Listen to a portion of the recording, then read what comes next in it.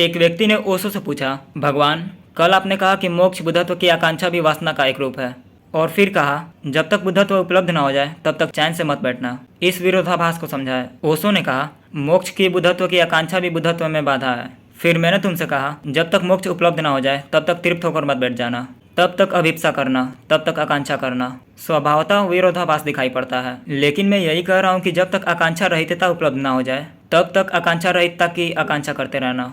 यह विरोधाभास दिखाई पड़ता है क्योंकि मैं दो तलों को जोड़ने की कोशिश कर रहा हूँ। तुम जहाँ हो उसको और तुम जहाँ होने चाहिए उसको जोड़ने की कोशिश कर रहा हूँ, इसलिए विरोधाभास। यदि मैं तुमसे कहूँ आकांक्षा ना करो तो तुम यात्रा ही शुरू ना करोगे, जन्म ही ना होगा। यदि मैं तुमसे यह ना कहूँ कि आकांक्षा भी छूट जानी चाहिए तो तुम कभी पहुँचोगे नहीं। मोक्ष की आकांक्षा मोक्ष की यात्रा का पहला कदम है और मोक्ष की आकांक्षा का त्याग मोक्ष की यात्रा का अंतिम कदम है। दोनों मुझे तुमसे कहने होंगे। दुनिया में दो तरह के लोग हैं।